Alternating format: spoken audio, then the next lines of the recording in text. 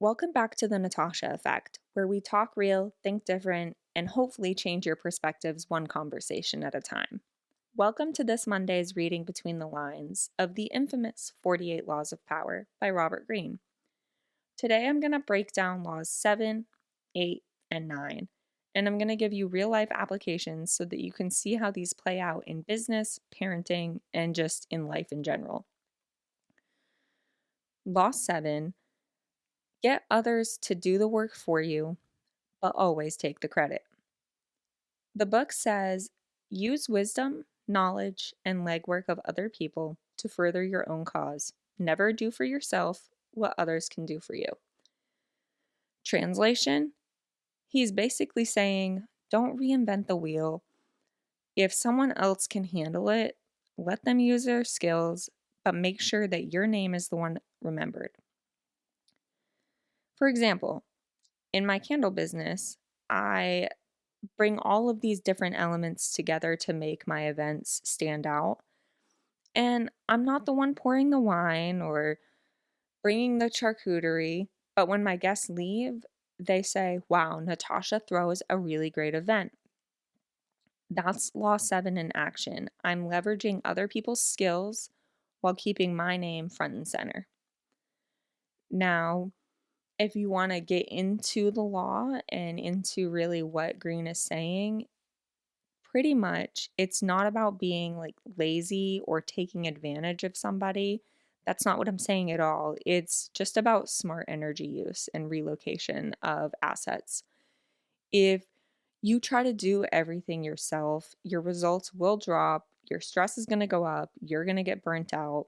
And being the orchestrator, so to say, means that you're able to stay both present and strategic, which make you powerful.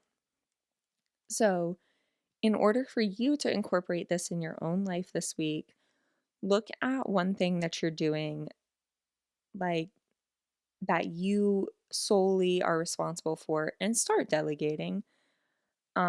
Find something that can be delegated and just make sure your contribution is still recognized. And once you've got people doing the work, you can start flipping that dynamic so you aren't chasing every single opportunity. That's what we like to call Law 8, which is make other people come to you. Use bait if necessary. Now, the book says when you force others to act, you are the one in control. It is always better to make your opponent come to you, abandoning their own plans in the process. This law is about positioning. Stop running after people, chasing after every situation that comes up, and create a situation where they have to come to you, where they need you. And when they do, you get to set the terms.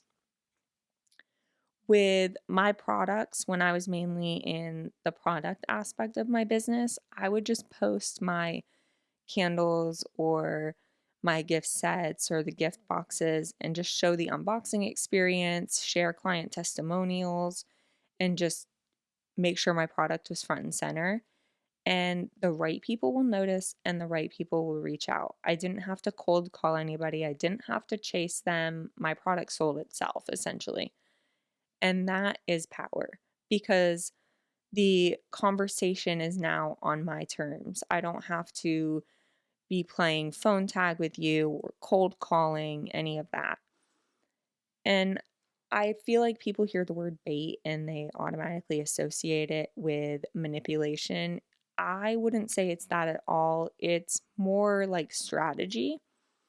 Your bait could be like an event you're throwing, a really unique or irresistible offer that you have, or even just you being in the room. You control the momentum without actually overextending yourself and, again, burning yourself out, which is what we're always trying to avoid. So, this week, in order to incorporate Law 8, I would say think of a situation where you've been doing all the chasing and the emails and the texting and the calling and the setting up, and then set something up so that they have to come to you instead.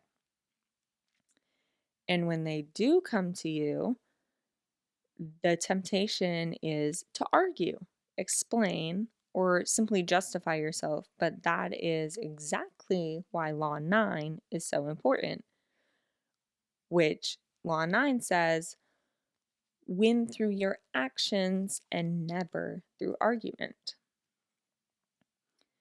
Any momentary triumph you think you've gained through argument is really a Pyrrhic victory.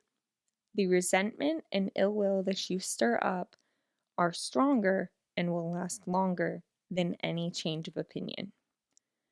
Translation: arguments don't change minds, they just make people defensive. His point is simple: let the results speak for you. Again, actions are always going to be louder than words. I've learned this in the army and at home.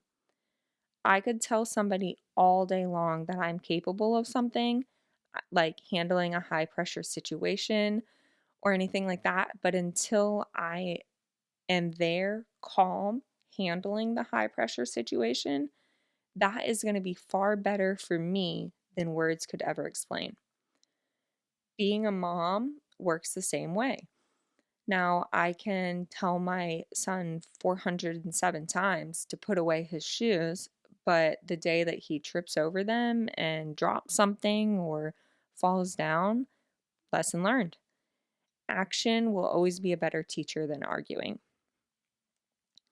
And this isn't about playing the short game. You truly are playing the long game with this. So sometimes the smartest move is to just let your results do the convincing for you. Save yourself some time and save yourself some breath. So that brings me to your third challenge of this week, and that is when you feel tempted to argue, pause and just find a way to show your point through action instead of words, and just kind of see how the results vary for you. But that was it for laws 7, 8, and 9. And to review, leverage other people's skills, set up situations where people come to you, and let your actions speak louder than words. Next Monday, we will review laws 10, 11, and 12.